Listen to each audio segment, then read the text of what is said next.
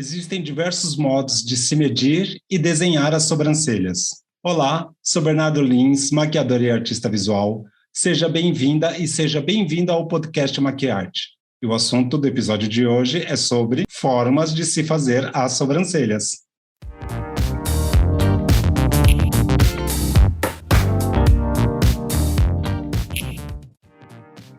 Olá, pessoal! O assunto do podcast de hoje, então, é sobre design de sobrancelhas. Eu vou dividir esse podcast em 3 partes. Primeiro, nós vamos falar sobre formas de se fazer a sobrancelha. Depois, a gente vai falar sobre correções de sobrancelha. E depois, a gente vai falar sobre a formação do profissional de sobrancelha. Porém, para este assunto tão maravilhoso, no mundo da maquiagem, da moda e também da arte, porque eu, como designer, também vejo que a sobrancelha é uma arte, certo? Então, eu convidei uma pessoa que é especialista neste assunto, minha amiga, conheço há um bom tempo, já trabalhamos juntos, acredito que vamos fazer projetos futuramente, então eu convidei, para quem não conhece ainda, porque é uma pessoa bem conhecida, a Regina Kemi. Oi, Rê! Olá, pessoal, tudo bem? Tudo bem, Bernardo? Que honra estar aqui. Estou muito feliz de você ter me convidado. Finalmente conseguimos, encaixar as agendas. E é uma honra, porque você é referência para mim, né? Você falou tudo isso aí, mas para mim você que é a referência da área. E eu estou muito feliz de estar aqui.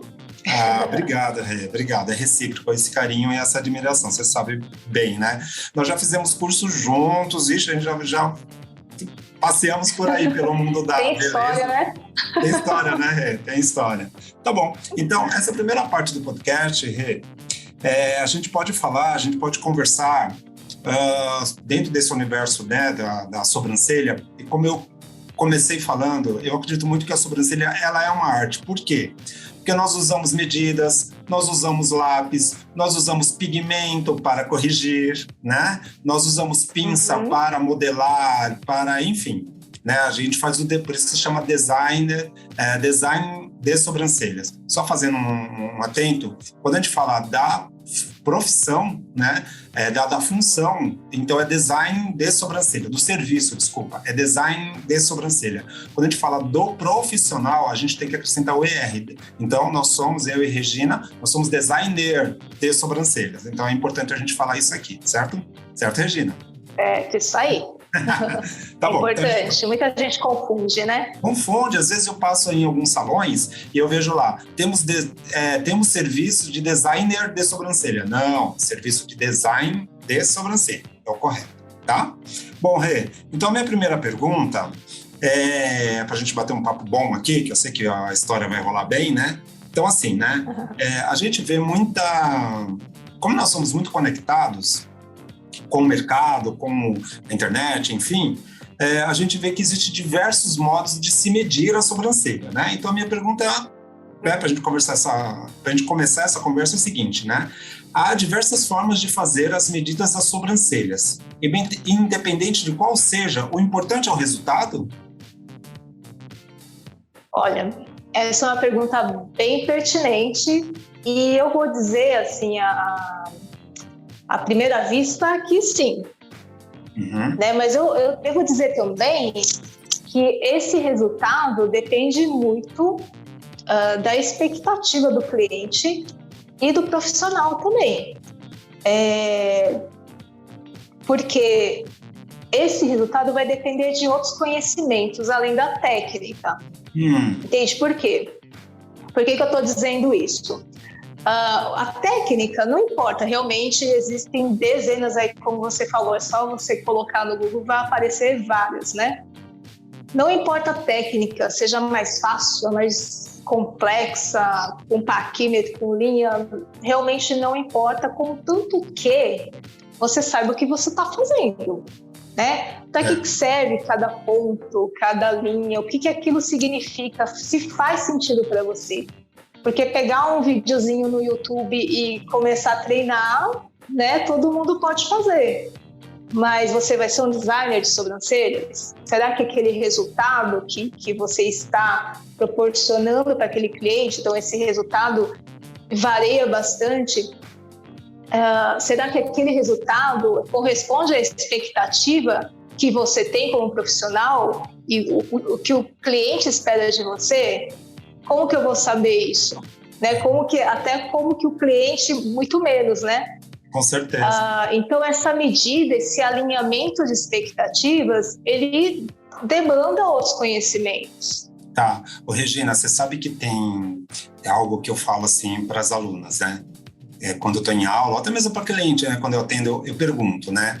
Porque nem sempre chega nas nossas mãos aquela sobrancelha que a gente fala assim, eu quero ter uma sobrancelha de Regina Akemi, maravilhosa, que eu estou vendo aqui no vídeo, tá plena, né? E aí, nem sempre a gente pega uma sobrancelha assim para a gente fazer. Geralmente, ou a cliente mexeu, ou algum outro profissional. Aí a gente começa a investigação. Bom, o profissional que fez a sua sobrancelha, ele mediu? Não, aí começam os nãos, né? Ele mediu? Ele usou quantas pinças? Né? E aí vai. Porque como a gente está falando de medidas, existem diversas, né? Existe aquela que a gente usa o paquímetro, a linha, também tem a geométrica, não é isso? Não é isso mesmo, né? Isso mesmo. Então, o que eu vejo no mercado é que esse despreparo um pouco do profissional que está no mercado. Por quê? Porque é um profissional que pega uma pinça e vai... eu já conheço a sua sobrancelha, eu faço há anos, eu sei qual é o desenho. Nossa, que informação é essa que tem no meu cérebro que eu vou guardar no meio de 100 clientes o desenho da sua sobrancelha? É isso que você está comentando, né? Exatamente. E, assim, o próprio nome da nossa profissão, né, design de sobrancelha, já implica que você tem que fazer um desenho. O design significa desenho, é um projeto, né? Então, eu brinco assim que nosso trabalho é igual de um arquiteto. Então, primeiro a gente projeta aquilo, né? Aquele resultado que você quer, a gente projeta no rosto dela, que é o desenho, né? Para depois a gente executar. Uhum. Então, o design de sobrancelha tem esse trabalho, né? Quem não desenha, eu não posso chamar de designer de sobrancelhas, não é verdade? Então, a nossa área tem crescido bastante aí, né? Exponencialmente aí na última década. E muitas pessoas enxergam nisso uma oportunidade financeira, né? Uhum. Então, às vezes não vai procurar uma capacitação adequada e começa a fazer por modinha, vamos dizer assim. Por internet. Por internet, né? Como a gente teve uma década aí, como a gente teve uma década de aprendizagem de maquiagem, né? E hoje a gente vê os resquícios disso, a falta de formação de alguns... Veja bem, tá, pessoal? A gente não está generalizando, a gente está conversando aqui sobre a área, tá? Ok? Cada um trabalha do seu modo. Porém, a gente tem um resquício de uma década aí que ficou, por exemplo, na maquiagem, em que hoje eu vejo erros grotescos de tom e subtom de pele, por exemplo, que é o básico de um maquiador, né? Então, posso comentar isso aqui porque a Regina também é maquiadora, formada pela Embi Morumbi, aliás, uma excelente maquiadora, né? Então, procurem, que ela é excelente, uma caracterizadora assim maravilhosa. E aí, voltando, por quê? Porque nessa década que a gente teve, né, as pessoas aprenderam a maquiagem através da internet, né? Então, por isso que... Das blogueiras. Das blogueiras e talvez alguns outros profissionais que não tiveram informação. Você sabe que as blogueiras, elas trouxeram uma contribuição, só fazendo um parênteses, elas trouxeram uma contribuição principalmente no acesso a produtos, né? Que para a gente conhecer, né? As empresas passaram a enviar para elas, tá? Então acho que eu vejo isso muito positivamente, tá? Porém, é algo que eu sempre falei, assim, não, né? Os blogueiros, os influenciadores, os maquiadores, os designers, né? Todos nós temos as nossas formações. Mas daqui a pouco a gente vai falar, num episódio a gente vai falar sobre a formação. Mas o que eu vejo no mercado é realmente um despreparo do profissional em relação ao designer. Vejo muito isso, sabe, Regina? Essa questão de que, eu faço a sobrancelha com uma pinça. Você mede? Não. Oi? Não é? Você não pega assim também? Pois é. Como é que é para você? Como chega para você? Diversas.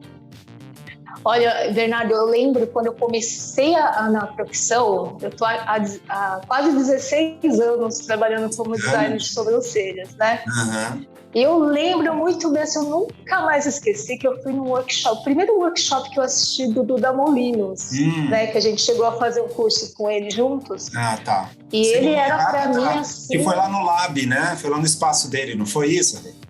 Isso, mas antes disso eu vi um workshop dele, lá na Ikizaki. E ele falou assim, no meio da maquiagem que ele estava fazendo, ele falou assim, na hora de fazer a sobrancelha: quando você for fazer a sobrancelha e o profissional falar que vai fazer em 5 minutos, você sai correndo.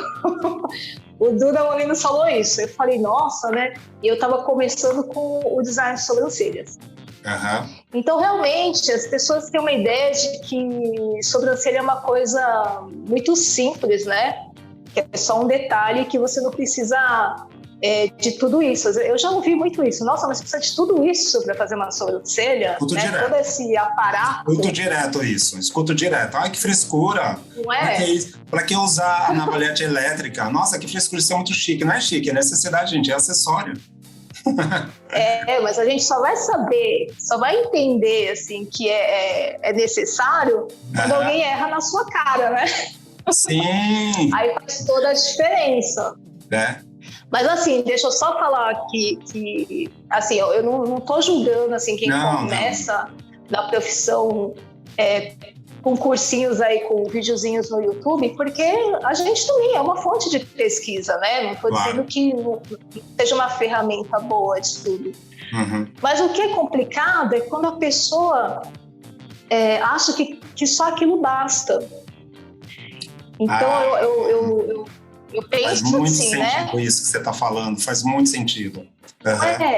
Todo mundo tem um começo, né? No começo a gente acha que... eu também achava assim, meu Deus do céu, mas fazer sobrancelha é tão complicado assim, né? Não dava para simplificar. E depois, quando eu entendi que aquilo tudo era muito necessário, eu comecei a procurar mais, eu quero saber mais, entendeu? Então é esse sentimento que eu acho que você tem que ter em relação ao seu ofício, se aquilo realmente for a sua vocação. Sempre vai estar, a cada dia, a cada cliente, querendo evoluir, né? Crescer naquilo ali.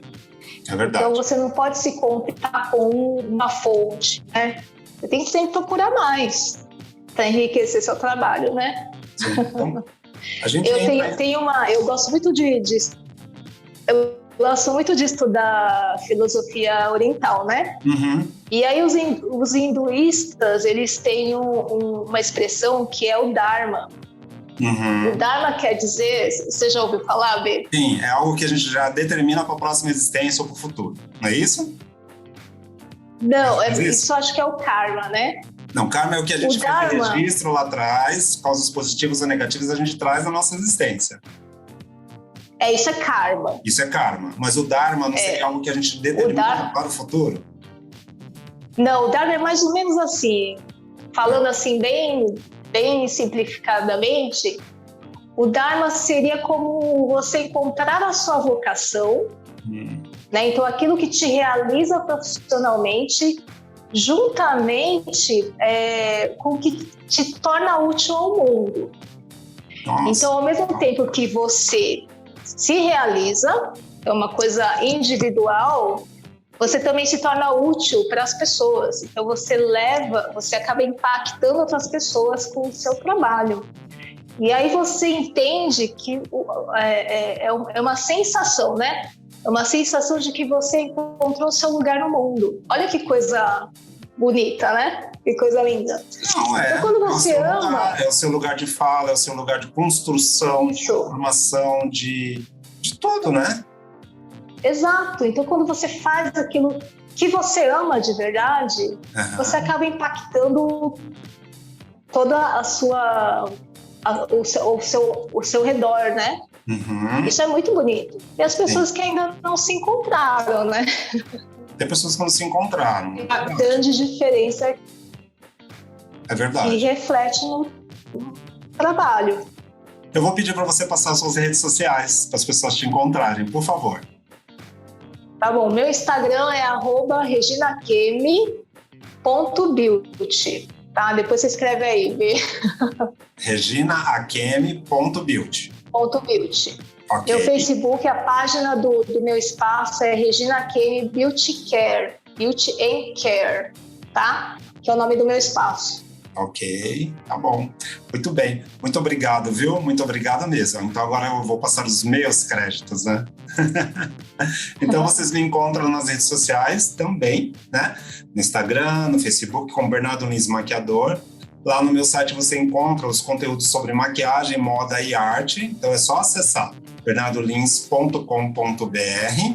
No YouTube, o meu canal, onde tem vídeos, onde tem podcast também, com vários assuntos, né? Com alguns convidados, como eu trouxe a Regina hoje aqui, também tenho feito alguns conteúdos sozinhos, bem relevantes, com assuntos bem relevantes. Então, o meu canal no YouTube é Bernardo Lins, maquiador e artista visual. E nos streams de áudio, você encontra os conteúdos do podcast Maquiarte. Nos streams de áudio está como podcast Maquiarte, tá? Então, não esqueça de compartilhar esse conteúdo e aí eu aguardo você no próximo episódio